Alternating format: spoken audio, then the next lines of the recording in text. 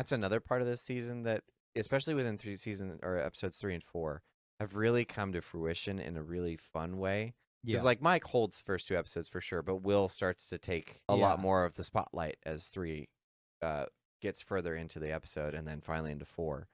So that I just wanted to present that there, because the rest I wanted to go over in episode 4. But do you have anything more to add from there? No, I think you set the stage perfectly. Okay, so we just jump into I think we should jump into episode 4. Will's a sorcerer. Just gonna lead with it. Well, so that's the analogy that Mike presents, which is so apt because, like he describes, it's exactly how it is in D&D. It's if you're a wizard, you study magic. That's where you get your powers from. You learn how to do it. But if you're a sorcerer, the origins are more mysterious. It could be a bloodline. It could be a gift. It's something happens it's innate, to you. Is what he said. Yeah. It's innate. Yeah, it comes within you, and then you have to channel that energy. And so that's what happens, is that Will finally, at the moment of truth, Vecna shows up, he's killing it with his Demogorgons, and he kills like all the military guys, and then he takes the kids, and then he leaves, and then he sends out the Demogorgons to finish off his friends. So Mike's going to die, Robin's going to die, Lucas is going to die. And then that's when it happens. And do you want to kind of give the rest of the lay of the land? Because I know I'm going to go on a huge rant. I got a ton to say about this. Okay. Well, let's back up a little bit. So I just want to start this by saying we love Derek. Great addition. I know we're tangenting a little bit, but I'm gonna make this sweet. Derek, fantastic, hilarious addition. Holly and Max go a little bit further. There's not a whole lot that I want to say over this episode. Okay. Unless you want to. No. I'm kind of wanted to just go with Will, so I'm just gonna just go for. Run through that's my window. Do you want to give the rest of Will's story before? Well, I do want to. Let's do the breakout at least. Oh, okay. And then we'll do this because the breakout's so funny. Okay. Yes. Okay. So Mike brings up that they've got to save all these kids, and this is what ends up leading to Will doing his thing. But Mike presents his theory. They develop a plan. They go in. They want to tunnel under this base, save these kids. And the way that they do it is with Derek, and this is why we love Derek. So Derek infiltrates because he's one of the kids that they want anyway. So they send him in, goes in willingly. He goes to the kids and he begins to act like a disciple of Vecna. Yeah, he's like proselytizing to them. He's like, anyone who has seen Mr. Whatsit, join me. He's like, join me in the latrine. So he's like leading them in a meditation. And his descriptions are so hilarious. He's like, and you're on a beach with the blue ocean, as blue as a Smurf.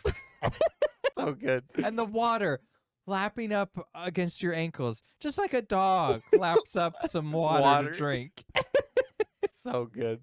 So he's notified that they've dug under the latrine, the toilet. Via walkie-talkie in his lunchbox. Yeah, he's got a little G.I. Joe lunchbox. They pop it open, and they're going to start to filter the kids through the ones that they know are targets from Vecna. This leads, obviously, to all the humorous portions of the show. As they're digging through, they start hitting a water pipe. But they don't realize the problem at first, so they signal Derek. Derek starts smacking kids with a ruler that he wants to go as so the one by one, snack, walk into the bathroom, go down the tunnel, and they're going to be led off by a group of strangers. I love the into smacks, the darkness. too. Yeah, because every time he gets the signal, he smacks. So he smacks multiple kids. He gets to the last one, and that's when all hell starts to break loose. The water pipes start to burst. So you have Mike and Will trying to hold these water pipes shut. Yeah. It's like a comedy show, and this bathroom's starting to flood. So these kids, I wanted to pull it up, but I didn't think that we had the time, and I don't want to be copyright struck, but there's a scene in there where the last kid's going down, and this girl comes in and sees the chaos, and she pops open the door. Mike and Will are like, are you here for Mr. Whatsit? And she goes, what? And then she looks over, and the last kid has his head just peeked up under the stall from the floor. Yeah. His eyes get all big, and they're like, huge. And then he just descends, just drops down. So funny.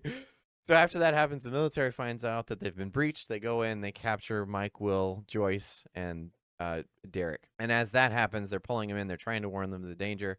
Vecna arrives. So Vecna arrives. All that happens. Will comes into something. So as Vecna pulls Will to him first and says something along the lines of the reason that he chose Will in the first place was that he was young and he's weak. Mm-hmm. And he's like, I wanted to bend you to my will. It didn't work quite as well as I wanted, but now that I've learned all my lessons, I'm going to take all these other kids. And I think he says that there's 12 of them that they're going to be picking up. And that's probably how many there were originally that they built from one or from Vecna. Oh, I see. Because you have 11, so I'm assuming there Mhm. was either one more or they were counting Vecna. Yeah. So there's the 12 original. And that's probably a reference to Christ or something and his 12 disciples. But he's got 12 kids, and he's pulling them out. Basically, the good guys lose. All the kids get kidnapped. Right. And then Vecna sends back his goons to go kill all of Will's friends and that's when Will decides to tap into whatever it is that Vecna left him Right. and becomes a sorcerer. So he now has all the abilities that El's got, or Vecna's got, or both. We don't really Right. know, but he's able to control the Demogorgons, and then he kills them in a way that's similar to the way Vecna would kill his victims in the previous season. Right. So clearly making a distinction, and his eyes are like the cloudy white, and yeah, he's like all messed up. But it's fascinating because he comes to and he's used it for good. Yeah. So now he is officially the sorcerer of the group. So with that, I didn't have anything else to say. I kind of over the breakup, which I thought was funny. Or the breakout, it was just hilarious. Yeah. You have a huge essay or something that you want to go over with Will. Yes. So Okay. I will let you go. I'm going to spitball it, and then I'll go to my phone if I need reminders of some of the Okay. things I forgot. So the way this is handled, it is, and I'm totally on board with saying that this is one of the best character transformations ever put to film. Everything about it is so thoughtfully constructed. There were so many pieces that the more you think about it, the more you see how well they led up to that point. It doesn't come out of nowhere. You don't Right. expect it. I did not expect him to reveal it like that. Yeah. But when it shows up, you're like, okay, yeah, no, that makes sense. Right. Everything is now connected. And it was so satisfying, too, because we had guessed completely wrong about what was going to happen with Will. Yep. And I'm glad we did, because this is such a more satisfying Yes, it is. resolution to this arc. So here's the thing. Will essentially kind of closes his eyes and he goes back to these memories that he has. And it's kind of like your life flashes before your eyes. And this is what Robin had described to him, is that she went through some like old photos and videos of like herself as a kid. And in that kind of came to terms with like, wow, like there's a version of myself that was so much more free. And that version of myself wasn't really concerned about what other people thought. It was just an acknowledgement of like who I was, and learning to accept all of that myself and not be scared of myself was what I had to overcome. And so Will takes that message to heart, because this is very much something that's been like a curse over him since the very beginning. And in the case of Robin, it's the fact that she's gay and that this is not an acceptable thing to be in her time and place in the world.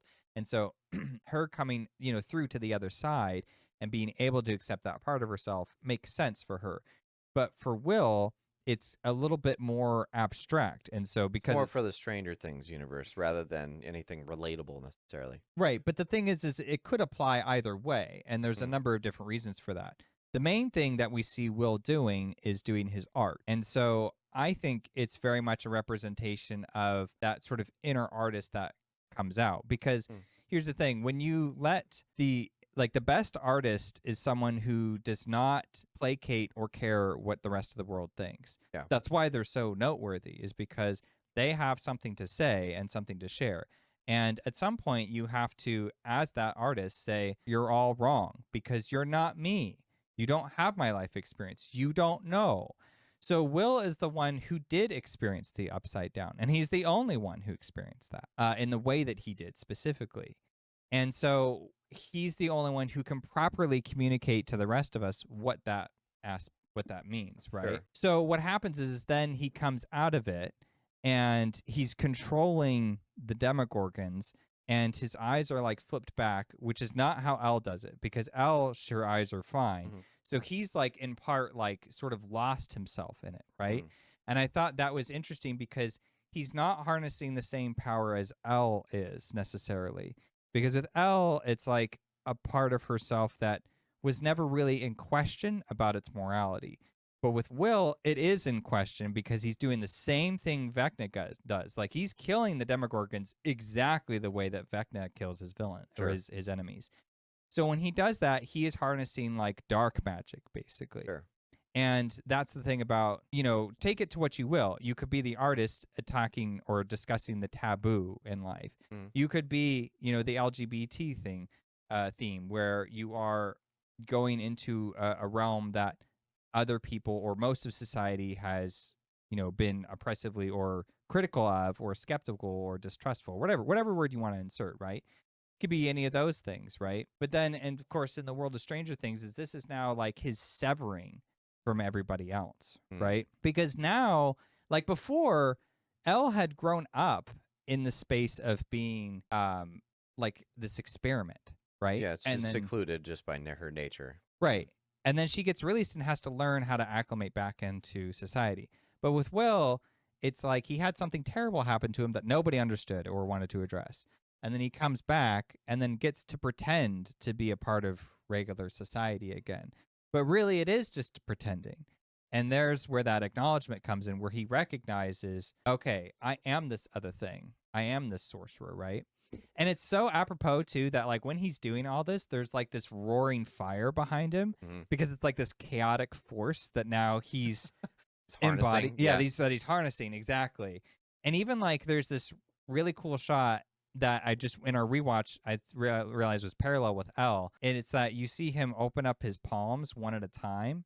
And it's kind of like at first I was like, wow, he's just like relinquishing all of that fear and that like the childhood self. Because we remember back in like season 2 or 3 where he's trying to get his friends to go back and play D&D and like be kids again because that was taken from him. And they're like, well, we've moved on. We have other things that we're concerned about. And then he's like really angry at himself because he's like, I'm just being so childish to want that. But he wants to go back to something before all that hurt and terror and all that. Yeah. Right. But that's what makes him a tragic figure now because he can't go back. And when he releases, it's like he's recognizing that, oh, I'm not going to have those good memories anymore. They're gone. And so now he is a dark wizard. You see what I mean? Sure. He's still fighting for good, but it's like that is, of course, the fear is that like if I give into this power, is it going to corrupt me? Well, I then become just like Vecna. And so having to step past that line on a leap of faith and be like, well, my younger self was actually a really good person. I should trust him. You know what I mean? Which is exactly what Will was saying to Holly, was like, here's Mike the Brave. Or Mike was saying to Holly, where he's like, here's Mike the Brave. And you have Holly the Heroic. And like everybody has like a second self who's like the better version of us. And that's who we look to kind of like find strength if we really need it.